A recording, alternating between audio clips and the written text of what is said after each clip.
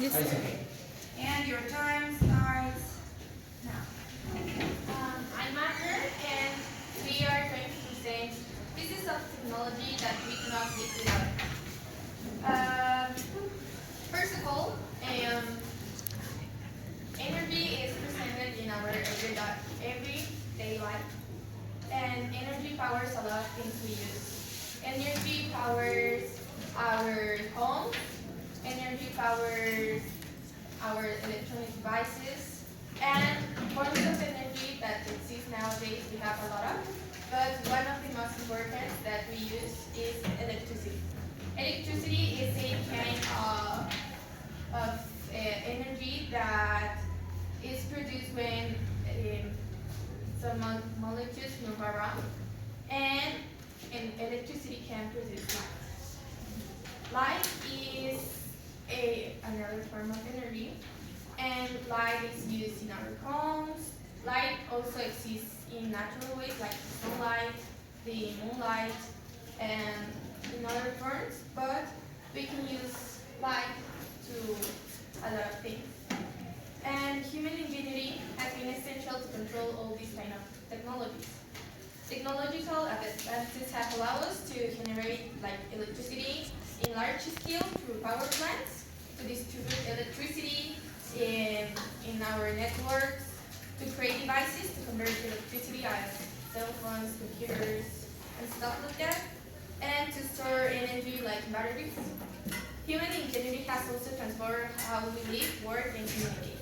Right now, a world without technology will be like a total chaos because we cannot communicate, we cannot transport, we cannot have education like we do right now, we cannot have the economy grow, we cannot have food storage as refrigerators, we cannot have health, security, or even apps that makes our life easier. And this development of science and technology in many ways have made our life easier. And we have it, but we can have our limits. Because if we extend the power of technology we have right now, we could have some harmful things like atomic bombs, missiles, and weapons that are also ways that technology exists nowadays. Okay, so can I have a little bit of your attention right now? Okay, so the activity that we're going to do, so before our classmates talk, we're going to present two questions, okay? So these questions are in relation with the topics that they're going to talk about, okay? So it's like a trivia. So the first question is,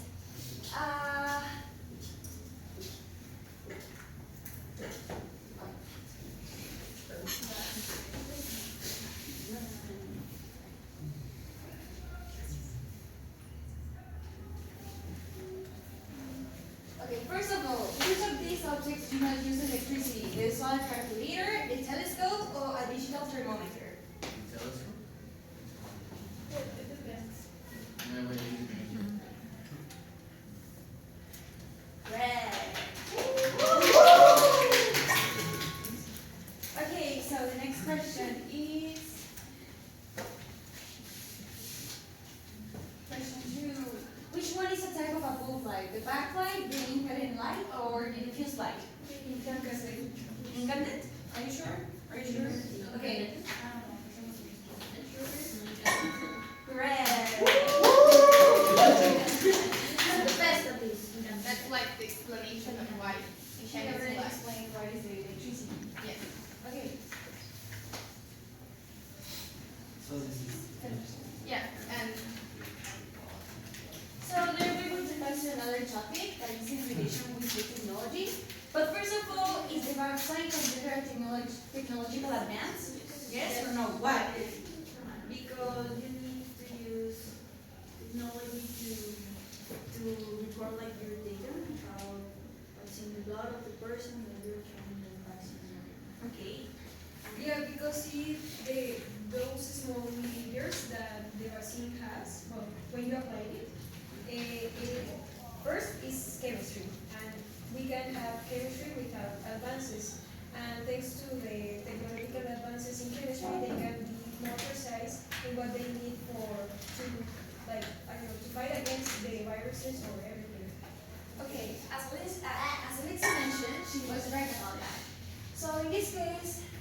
also have electricity, and also a form of a technology is the medical technology.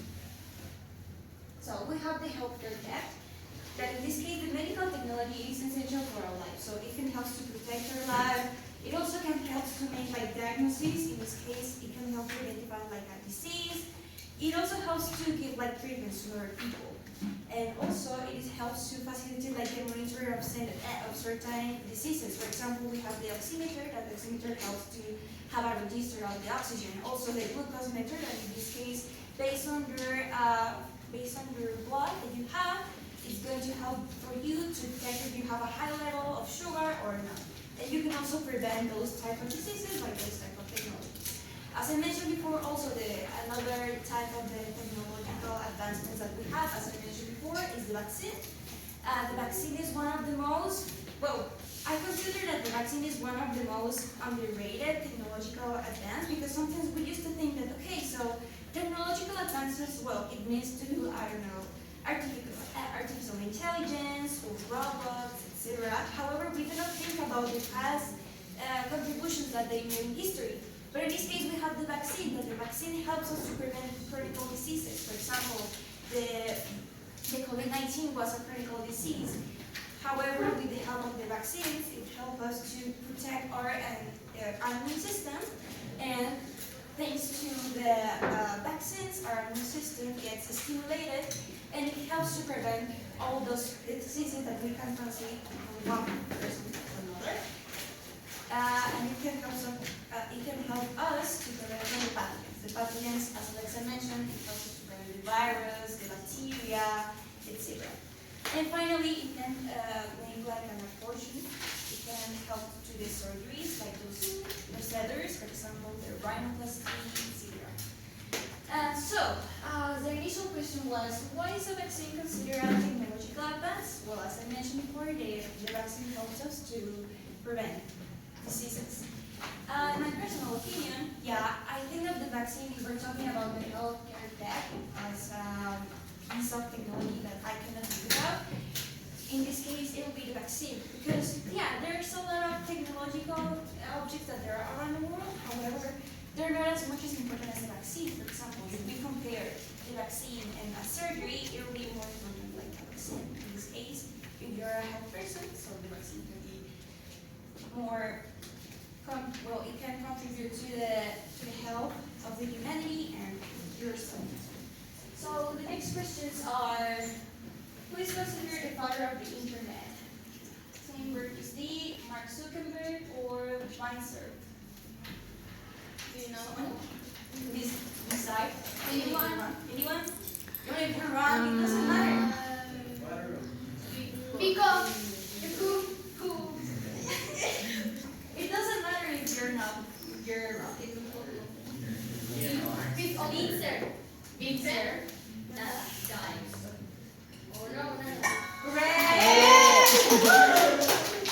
Yeah. Well, he invented the what? And Okay. Which one is the most used platform? Facebook. Do you have YouTube, WhatsApp, Facebook? we have the Facebook, Facebook. Who gets more?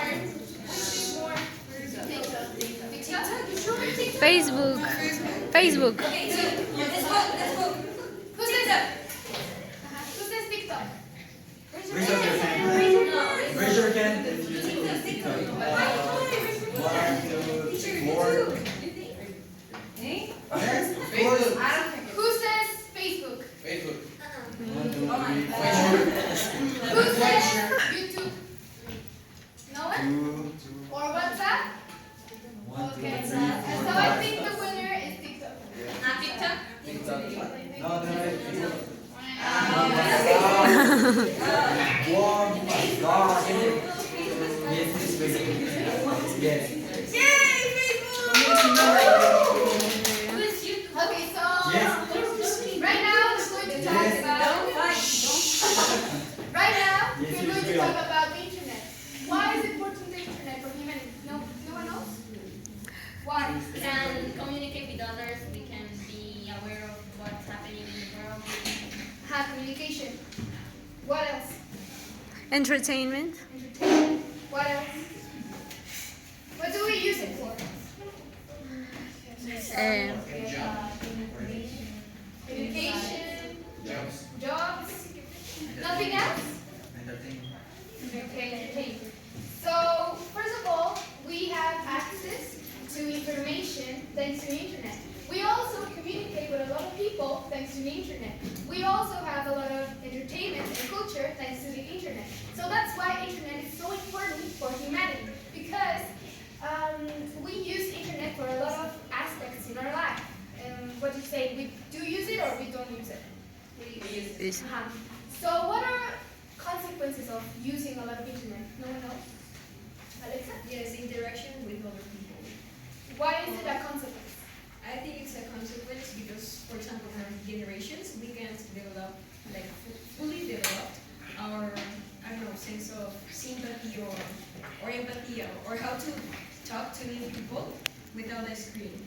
So it's difficult because maybe in the future we're gonna, I don't know, Depend on it? dependent, and we can lose some motoric abilities.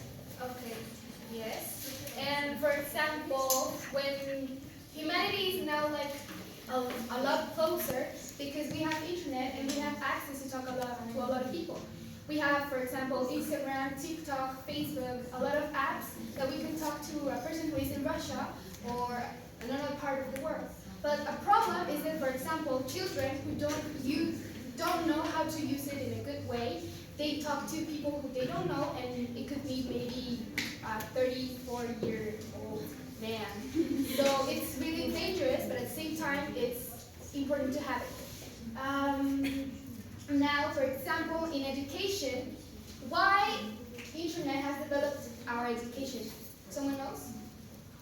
No? No? Okay. It is because thanks to the internet, we have a lot of access to information. That's why a lot of teachers use this internet well, as a tool. So that's why it has kind of developed the way teachers show the students or teach the students and how we receive information. That's why it has developed. So now we're going to pass to another subject. Yes. Now we have a question that is, what component of a computer is responsible for processing information? Graphic card, hard drive, or processor? One to answer. Processor. CPU. You're sure? Yeah. I got it. It was the CPU. Yeah, it was. So it's only that the answer got changed. CPU is now a brain of the computer as it performs the calculations and makes decisions to exchange the programs, information, and tasks. Guys, you're over 13 minutes. Oh, sorry. Consider the following. Well, what kind of What is the most dangerous of those things? What is the most dangerous of those? The Trojan. fiber or Trojan? Trojan. Trojan? Yes. Oh. No. Fiber. Fiber. Right now, this fiber has covered. Well, hi, I'm Diego. The piece of technology that I will talk about is electronic devices. Well, first of all, we have to define what does electronic devices means. Well, they are gadgets or instruments that operate using electrical energy. This is the topic that Maffer talked about, and it's very important because without these kind of advancements in technology, we won't be able to have all these kind of possibilities and devices that we have nowadays. Well, in my opinion, the most important devices are smartphones, tablets, and laptops. These three are very common to see in our environment. As we can see in our classroom, we have a lot of these kind of devices. We have cell phones. Everyone has a cell phone nowadays, even the kids. And well, firstly, smartphones are kind of devices that are very portable and they are very easy to use. They are very easy to develop, and this helps the communication, the global relationships, and this makes us able to have a lot of kind of relations throughout these smartphones. Then we have tablets that they don't actually have all the possibilities that a smartphone has because they don't count with a SIM card. But they are actually very useful because they are bigger. You can actually work in there, you can actually develop tasks and actually develop in another kind of environments like schools and education. Then we have laptops that are another kind of device that these are like the most complex ones of these three that I chose because you can actually modify the hardware that a laptop has. You can actually modify the way you want this laptop to be. You can modify the RAM, the GPU, the processor, all that kind of stuff. And in my experience, these kind of devices are very useful because we can actually develop 3D prints, 3D environments in here because in this school we have a subject called assisted draw in computer. And in this environment, we actually develop a lot of things. We actually develop a lot of systems that you can print from the 3D to the 3D printer, and it's very useful because this is a way of managing and making these electronic devices to be useful.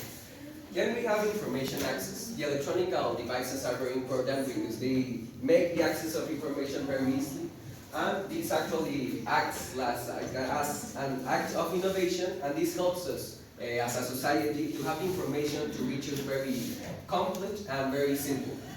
Then we have communication, and I already talked about it, sorry, and we have ease. In my opinion, these kind of devices are very useful, but they have, despite all of the advantages they have a lot of disadvantages, and it's that the way we communicate with each other has changed in a very common way, because we have get to a point where we communicate throughout cell phones and we forget the human being as a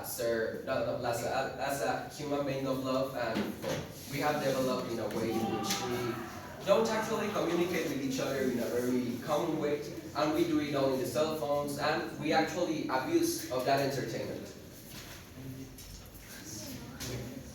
So, first of all, I think everyone that has a dad, the dad has a vehicle.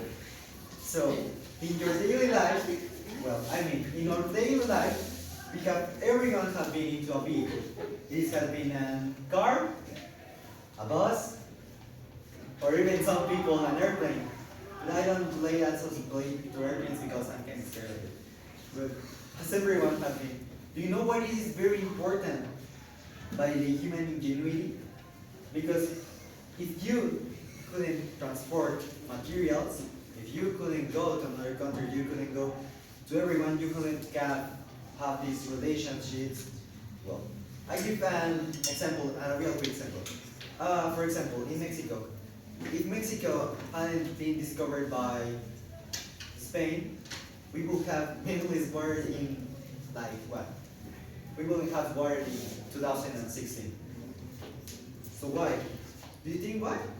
Because it is the exploitation of the materials and the raw materials that we use to export and transport and get from every country. For example, our first exporter of oil, for example, is for oil that is getting exploited by the USA. And that's why the transportation is really important. Because if we won't have transportation, we won't have economy. And without economy, we will be poor. And without being poor, we will die. And I think this is very catastrophic. But it is not. Because why? Because we have transportation. And transportation is very important. You see it that way. There is tons of ways you can see it, because you can go to see to your people, to your relatives, to your friend, to your cousins, to your grandmother, to the people that you love. So that's why I think transportation is important.